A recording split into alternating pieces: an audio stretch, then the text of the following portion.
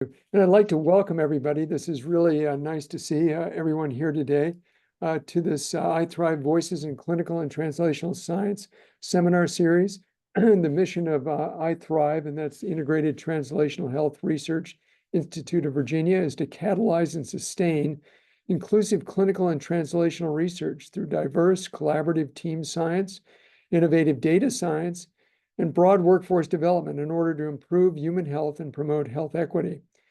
This series, The Voices in Clinical and Translational Science, serves as a platform to lift underrepresented voices in research across the I Thrive partnership with a focus on promoting dialogue and encouraging team science. The seminar series is aimed at amplifying diverse perspectives in clinical and translational science to foster innovation in an inclusive environment. Presenters are invited to share their science and also their lived experience as an underrepresented person in research. It is our hope that participants will be called to listen more deeply to one another and to seek new opportunities to broaden their own research in our shared quest to improve the health of our communities in Virginia and beyond. We're really excited about today's speaker, Dr. Ishan Williams. Dr. Williams is a professor in the School of Nursing at the University of Virginia. And congratulations, Dr. Williams, on your recent promotion. That's fantastic. Her background and PhD are in human development and family studies. Her research focuses on quality of life among older adults with dementia and their family caregivers. She also does research in chronic disease management for older adults with type 2 diabetes and culturally appropriate community-based interventions among African American adults. Her research further concentrates on using equity approach to understanding the healthcare needs of older adults and their family caregivers with social, cultural, and geographical contexts. Her presentation today is entitled Mechanisms by which Culturally Informed Narratives May Promote Research Enrollment Among African American Adults. Please join me now in welcoming Dr. Williams. Thank you so much, Dr. Brown.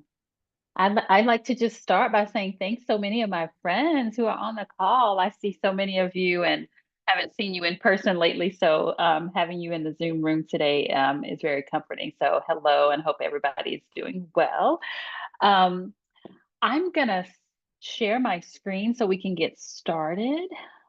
Make sure this works.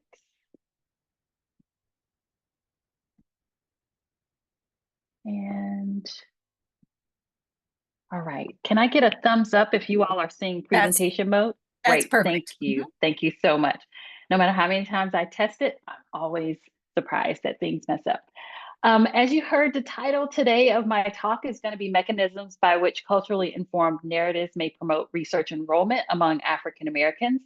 I'll start by just telling you a little bit about my research trajectory. I think when I was invited to do the talk, they said they want to hear a little bit about my background and a little bit about how I started doing research in this area. And so I want to start with having some conversations about that. I'll also, I'm talking specifically about one of the projects that I work on in recruitment science, where I will begin to share a little bit about the disproportionate effect on African American communities living with Alzheimer's disease and related disorders. And then describe this study where we talk about innovative approaches to provide outreach efforts to recruit more representative samples.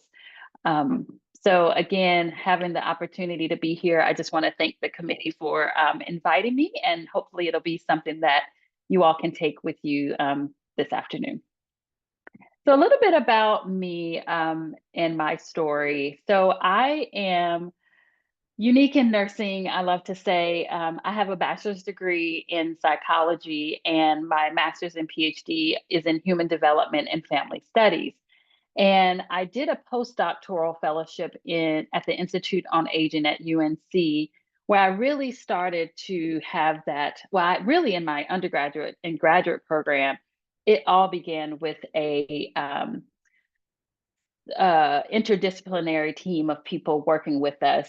Because my PhD is in an interdisciplinary degree, I was actually trained early on in team science with working with bench scientists, sociologists, anthropologists, you name it. I think I've probably worked with them in my graduate program. So when I decided to further my research skills. I wanted to build my research program a little bit more. I wasn't sure I wanted to actually start in a faculty role. Plus, my husband was in graduate school at the same time. So we really wanted to be positioned to move at the same time. So I took a postdoc at UNC, and I'm from North Carolina, if you can't tell already. I have a little Southern drawl in there, but I'm from North Carolina, did a postdoc at UNC at the Institute on Aging, where I was actually trained by Giselle Corby-Smith, who was a physician, family medicine physician at the medical school at UNC. And I also worked with health services researchers at the Shep Center at UNC. And so I really had continued and expanded my area of working with different disciplines early on in my career. So when the opportunity came open for me to come to UVA, I thought, nursing, I've worked with nurses, but have nurses worked with me? And that was the challenge, is that I had not actually, when I started at UVA, there weren't a lot of non-nurses on the nursing school faculty. And so it was really different for them to actually get used to a social scientist like myself and how to integrate me into the sort of the realm of what we were teaching our students, as well as the research. Research, as you can imagine, is a little bit easier to integrate, and see the expansion of what I was doing was always in health outcomes research. And so that was easy, kind of got myself started in working with faculty in the School of Nursing around the areas of health disparities, and really with a strong emphasis on minoritized populations, but also on chronic disease management and looking at healthcare access. So even before we started talking about the word equity, I was already invested in looking at those types of strategies, just because I somewhat fell into sort of recruitment and health disparities work. Even though I knew I was working with older adults, minoritized older adults, I started to see such huge differences in access issues, in the amount of resource information people had, and really just the knowledge and information that people had to even care for the illnesses that they had. And so when I started my first study as a graduate student, I say I fell into recruitment science because I had such a difficult time trying to get people to enroll in my studies. And although as a graduate student, I have to say I had much more success as a graduate student than I probably have as a faculty member, because the community, once they learned that I was a student, they were like, oh, I'll help you, but I'm not sure I'll do much more. I'll help you with your work. I'll help you. So I was able to really do a lot of work in my graduate program around recruitment, where I really learned how to do community engaged research and community approaches to talking with people about research before asking people to actually engage in any type of research projects that I have. And so that really inspired me to continue that journey, because I really felt like if they had bought into sort of the needs of why they needed to do the research, and their contribution and what that contribution meant for their community, it was going to be a much better opportunity for me to expand sort of to the larger community and get people to be more informed and more aware about research, but also have a lot of information to make those decisions for themselves. So I say this, this middle box in the middle is like my career feels like it's been all over the place in terms of, as I tell my students, it's not one step to the next step. It often changes. And just because the direction changes doesn't mean you're going in the wrong way. It just means that you might have to pick up some new skills on the way and then keep going. So I never took, I never in a million years thought I would be in the School of Nursing, ever, like ever. And then I've been here for 18 years. So it's really a testament to, one, the science is moving and growing, and there's just so much more interest in integrative science and team science, that people are having a much more open conversations about how we can ideally work together to really benefit science as a whole.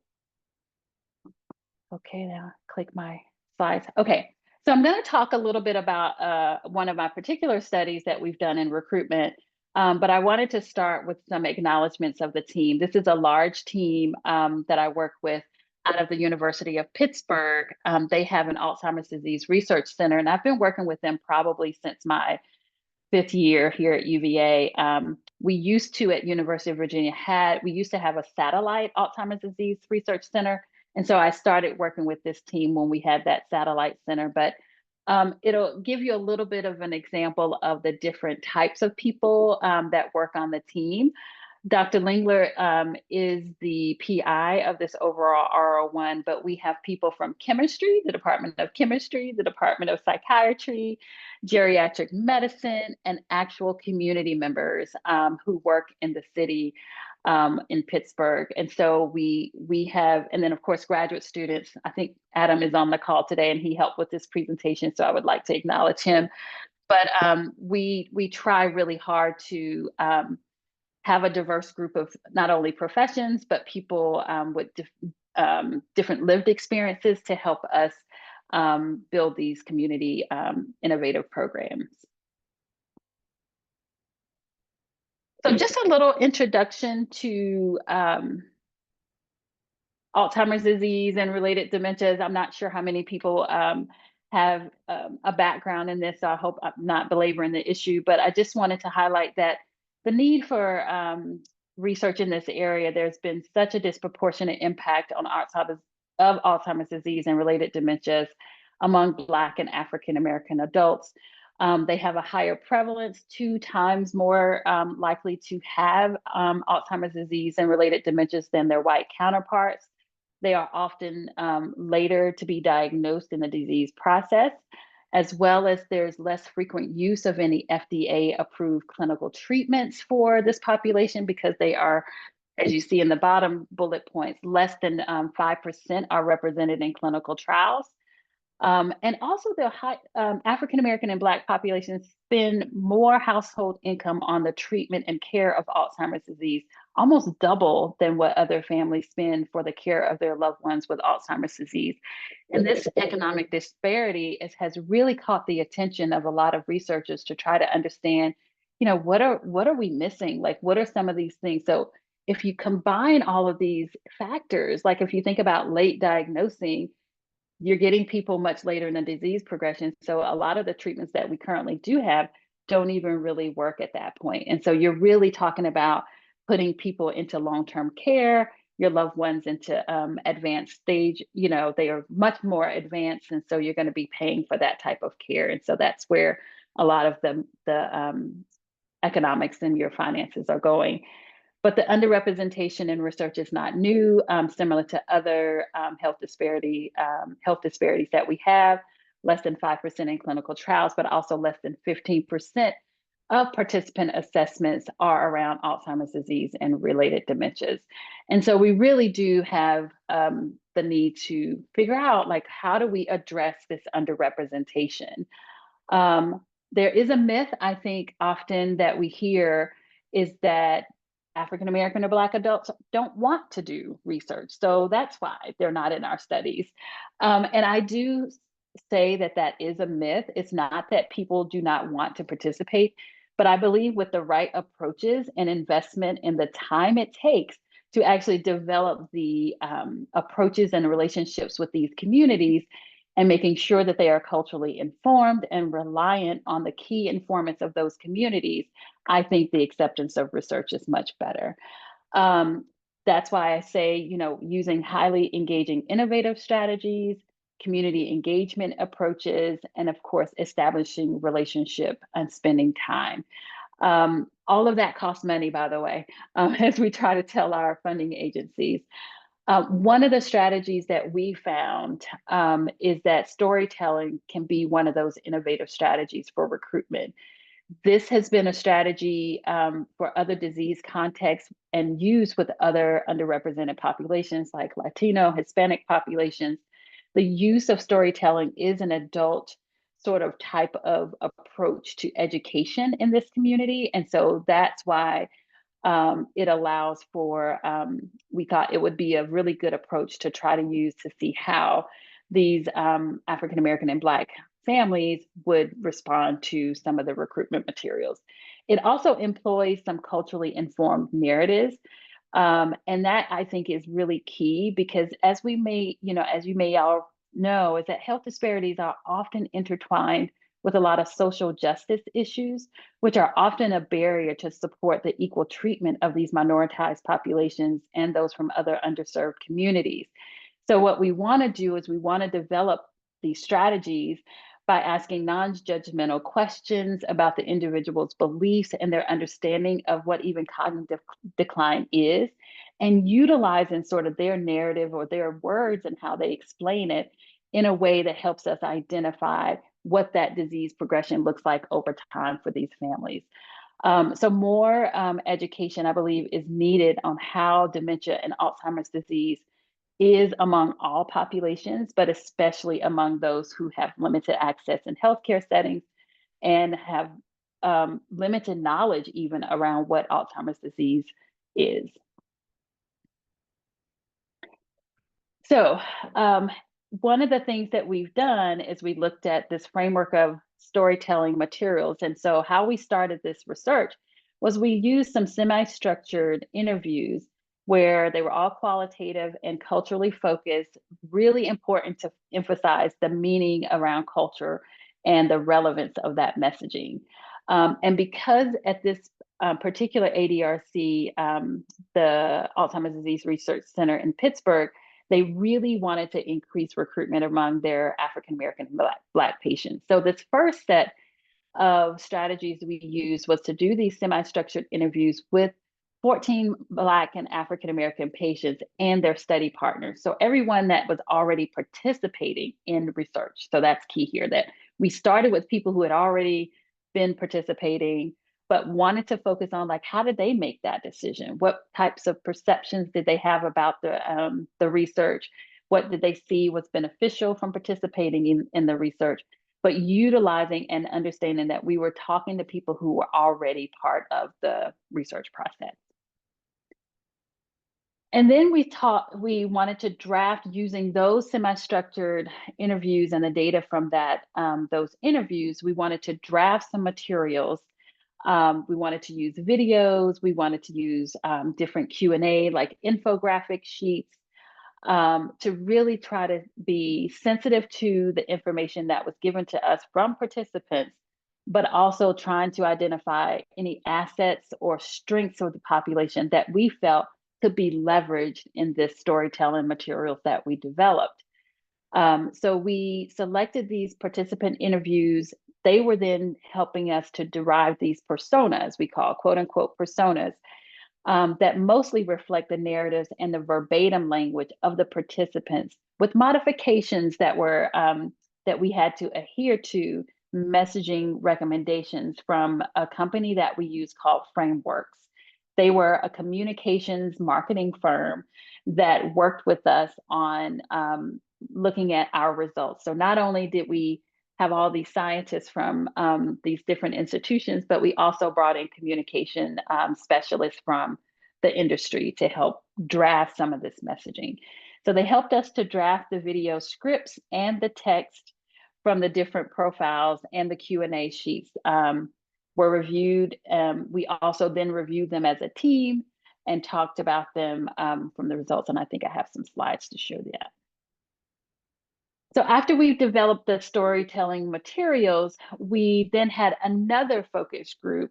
These were from people not already included in any of the research that was happening at the institution. These are just people in the community. We did 4 focus groups, 36 people total.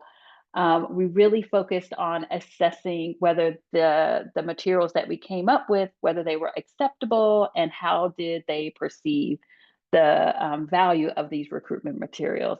And then at the end, of course, we took a survey to assess whether or not the alignment of this recruitment material content was in line with what we used, a model of cultural centric health promotion. And what this model is that it asserts that health-related messages are most effective when they are grounded from within a culture member's views. So we really wanted to assess whether or not we actually did what we said we were going to do. Like, did it match what Did it align with what community members told us? And did it really resonate with people from that community?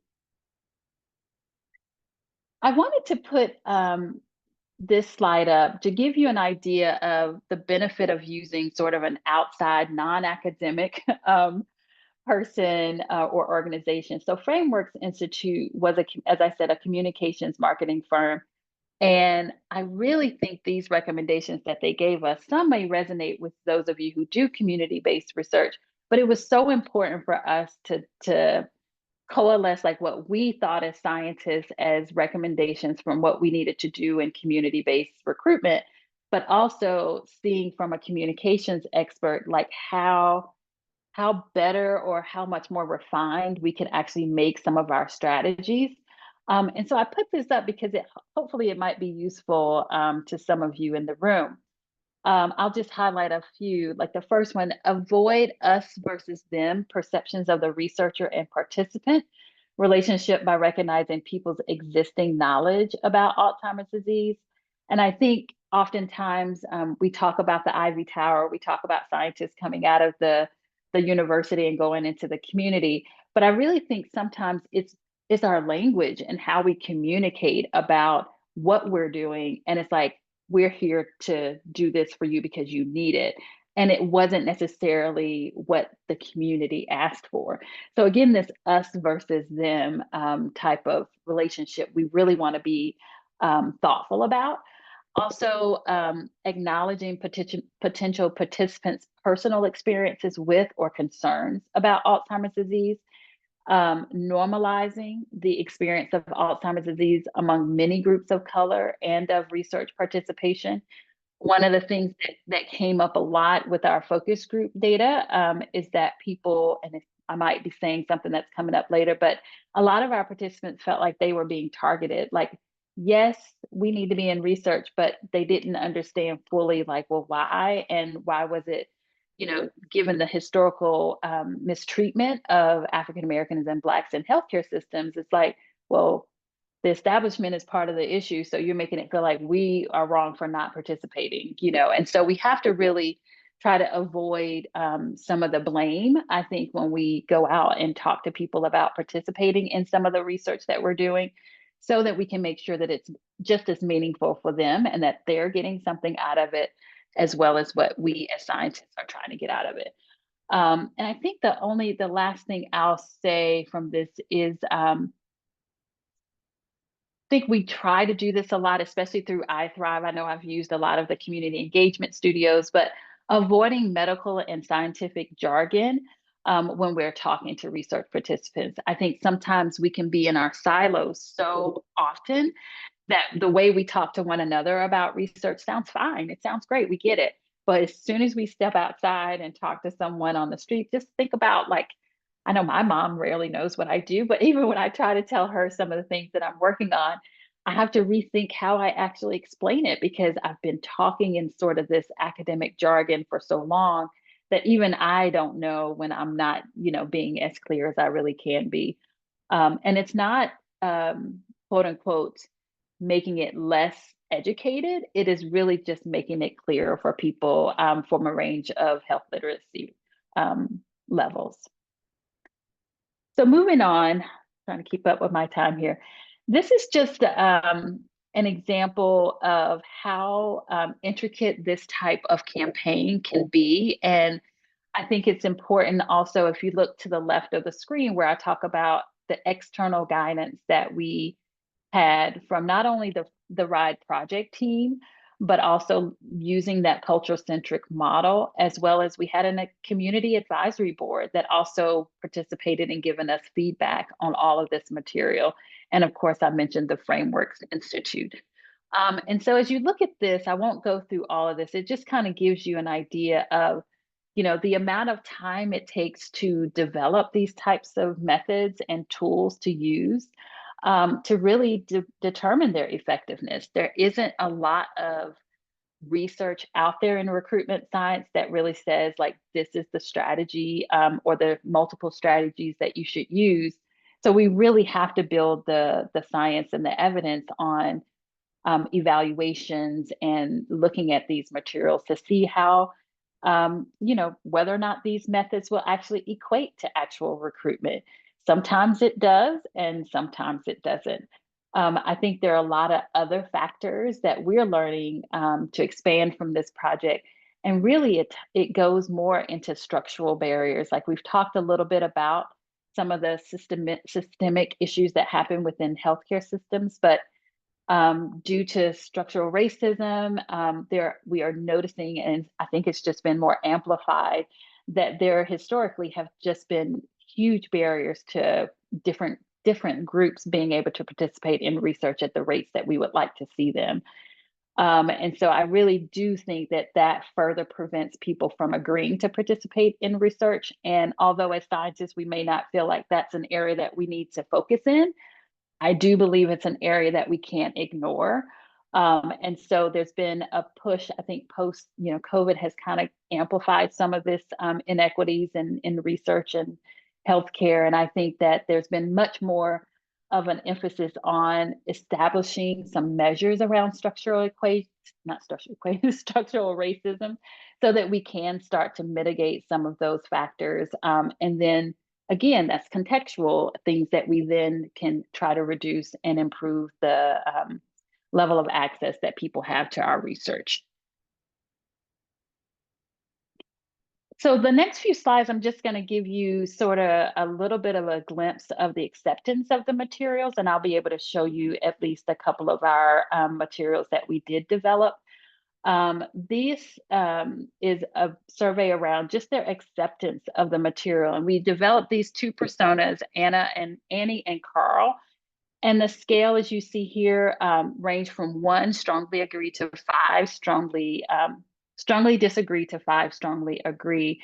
And just note that there are a couple of reverse, I didn't do it on this slide, but the story is confusing is a reverse score. And I think the persona was unlikable is a reverse score. But basically the informational narratives of the participants of the research, it appeared that people really liked what they saw. They were accepting of the material. On this slide, you see we made 2 types of videos. One was a short 2-minute video, and one was a little bit longer video with 2 different personas, Doris and Paul. And again, you see generally these were videos that were well received and had and received rated positive impact for the people that viewed these. And then we also developed a material that had like a Q&A. This was a designed interview between, a Q&A of a person who was a participant as well as a researcher talking to that participant. And the Q&A sheets were deemed to be interesting, realistic, and important. And they did seem to, the Q&A based on George's persona was more convincing and less confusing than Sylvia. So that gave us a little bit of insight into even the seeing males participate in research versus females. We thought that was a good, some good insight that we could use to develop more materials. And then after we did the survey, we still went back and had another focus group discussion with people around these materials. And we gathered, again, more contextual information that tells us, again, the male persona profiles received more positive responses. Groups commended that male participation in Alzheimer's research as it promotes inclusion. So again, another push for making materials to be inclusive versus targeted. As you see, that next bullet says concerns were raised about the unclear nature of why African American adults were targeted. Like sometimes the slides or the flyers that you see, it'll only say that they're recruiting for one particular group, and they're like, well, why? What did we do now? Like, what's the purpose of just getting us into these research studies? Shouldn't everybody be participating in this? And so really having some deep conversations about that, I thought was really helpful for our team. Also suggestions to include older adults at risk for Alzheimer's disease and potential caregivers as targets in these ads was seen as a positive.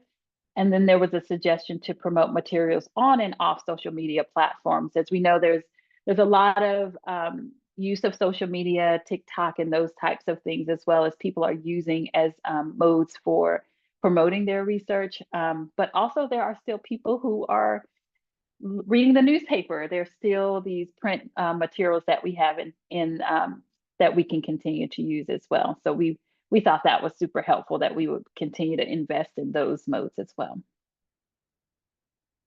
The videos had positive responses for both Paul and Doris. I think potential of increasing the research participation was also hugely important.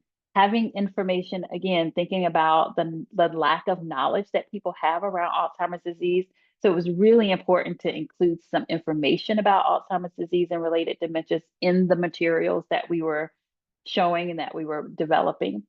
Also, there was a suggestion that the videos presented a clear understanding of what is expected of participants. I think that's something we often get in community as well, is that people want to know what's expected of them. How many times will they need to come? What are you going to tell them to do before they even make a decision about participating in the research? And that may seem intuitive that we already do that. But if you think about some of our slides and some of our PowerPoint flyers that we send out, actually doesn't have that much around expectations, especially with our clinical trials, because they're so complex. So I think there's a lot of work left to do on improving that. Also, there's interest in places to learn more about Alzheimer's disease or participating in research. So this fact was around, are there other areas in town? Like, are there organizations that support older adults where you can come and talk about Alzheimer's disease?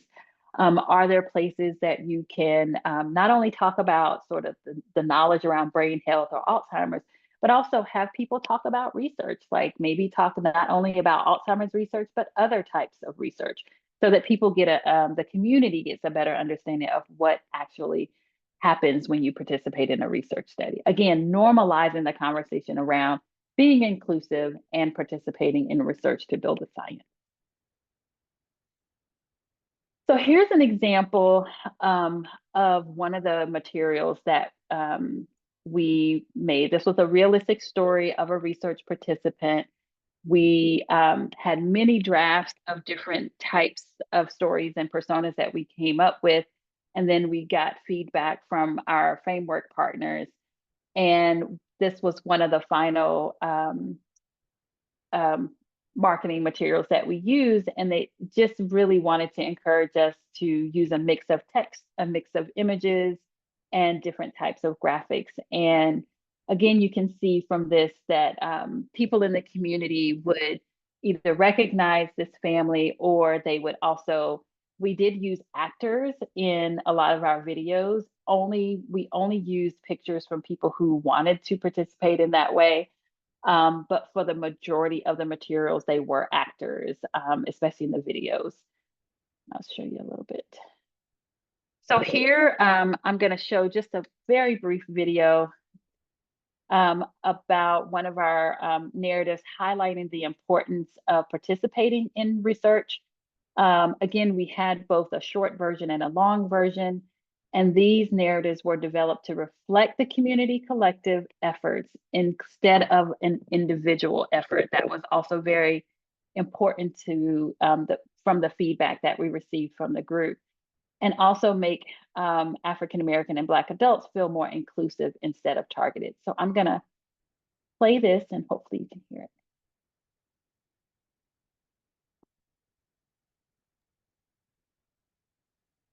Dr. Williams, we cannot hear it.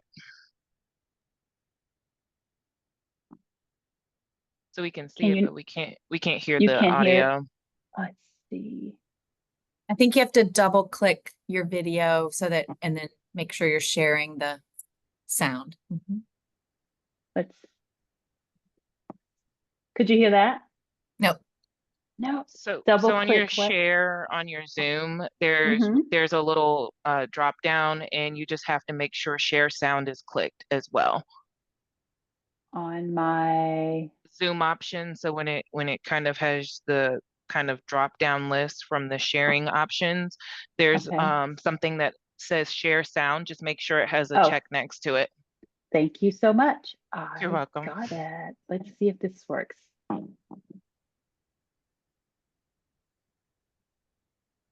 My community, We're Perfect. good. Okay. my friends and family, my neighbors, my church mean everything to me. So when I started to notice problems with my memory, my first reaction was fear. One way I decided to face my memory symptoms was by joining a research study. Here's something I've learned. For research to benefit everyone, it has to reflect each of us. That means every color, every gender, every zip code. If someone you know is worried about Alzheimer's disease, please consider joining a research study. The search for a cure is on, and we need your help. Right. So you can see from that video, and make sure I'm not. My community. Okay. You can see from that video a lot of what I've already shared about how not, making it a more inclusive message, not just saying African Americans are more at risk, but all of us need to be participants in this research. It is really a real big push for showing more inclusion around the people who are participating and why it's important to participate in research. And then this next piece of material here is the final narrative material around a Q&A. So again, having a Q&A, telling stories that emphasize both the big picture, collective benefits, and the personal benefits of participating in research, and leveraging the positive experiences from past participants and how they've worked with the staff. So remember, this is a Q&A with a researcher talking to a participant who would like to participate in research or who is participating in research. And so this is George, which I told you everybody thought they really liked this one. Again, showing male inclusivity as well as being a person of interest for participating in research. And then the cultural fitness of the recruitment material, this is just another example of how we really try to be effective in grounding the types of information and narrative information that families or individuals gave us about sort of just their experiences, their lived experiences with Alzheimer's disease and their loved ones. And so we really tried to ground all of the materials that we developed into these stories that we learned from these participants. So all of the characteristics that we were hoping to highlight was making sure that they were realistic, they were likable, that it had potentially some it really sparked some empathy. The story profile that we use from Annie that you saw earlier is her devotion to honoring her grandmother and her commitment to just participating in research. And so these are things that we, again, hear from participants that we wanted to embed in a lot of the materials that we developed. And also having something that was culturally familiar, utilizing cultural events and resonating language from within that culture. So again, we tried to be as verbatim as possible with a lot of the narratives that were told to us as we put them into these materials that we were using. So once we developed all of the materials, we did try to distribute all of these materials in different platforms, not only at recruitment events, but other community events. So they weren't necessarily just events recruiting people to research. It could be outreach events. It could be a car show. It could be almost anything if we were invited to those events, but also using the videos, the short and the long videos on social media platforms. So the ADRC at the University of Pittsburgh has its own Twitter page, and it has different ways that you can get to research, but these were some of the venues where we shared a lot of those videos, as well as partnering with some of our community partners. We were able to launch a lot of our videos on their sites. Most of these partners were organizations that served older adults, and so it was something that we had developed along the way, and they were willing to share a lot of our materials on their websites. So what did we learn? I think we're still learning. I think this study, we just wrote another grant to expand on this work. But we established a lot of relationships we established that relationships are essential to building a safe environment for participants. This is not a new thing. This is not rocket science, right?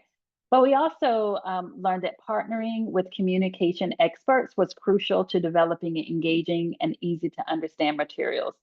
It really was a back and forth kind of feedback with the expertise from these communication experts that really helped us, even as researchers, see things a little bit differently than what we had originally thought were good, right? We were like, oh, this is good. But some of the things that they would pick out in our narratives or in our materials, it just would be like a shocker. And I'm trying to remember an example, but I just remember saying, that's why we all have a place. Everybody does, your expertise is needed no matter where you come from. It's just figuring out how to connect those to the team. And it just flourishes. And I really do think that the methods and the strategies that we use, we've been able to promote to other Alzheimer's disease centers who also can utilize these materials to help inspire research participation as a whole. Again, not necessarily just targeting African American or Black individuals, but once we are most inclusive of those who are often left out, we do a better job of increasing inclusivity for all. So that's one of the things that we found. So what do we want to do next? We really do think that capturing these narratives of community dwelling individuals who have declined participation in research is also really interesting. You don't hear a lot of people talk about who said no. We usually know demographically who's not participating, but again, we don't really have a full understanding of why they're saying no. Anecdotally, we might, but doing something that's a consistent, a systematic study to really understand how to utilize that information into making our research more inclusive is where we would like to go. I think I mentioned this earlier, the influence of socioeconomic or the educational level on the effectiveness of the storytelling materials. Again, we really do need to think about health literacy and how, I think having multiple modes like using videos, using the Q&A, we tried really hard to make the educational level at a 6th grade educational level. But as you know, like whenever you bring in Alzheimer's disease, or if you say memory, those words are going to take up the reading level. And so we really did try to work hard, but know that we have some work to do in making it more accessible to those who have low literacy. And also just trying to come up with alternatives to using the materials in communities with low literacy, but also thinking about those structural barriers that we, thinking about how do we address like poverty, like communities that have low literacy, that live in poverty. There's been some research that has shown that those populations really in the same area, if they have, disadvantage, if they're in a disadvantaged area, their health outcomes are going to look very different from those in other communities and white communities. And so what do we know? How can we utilize those structural issues to really try to either change policies or change the way that our communities are even addressing some of these health disparities? And so we really want to take a deeper dive into looking at sort of these structural barriers and how to measure them and how to then see how they connect to actual enrollment into research in these different communities. So that is all, and I wanted to make sure I save some time for questions, and I'm going to stop sharing. Okay.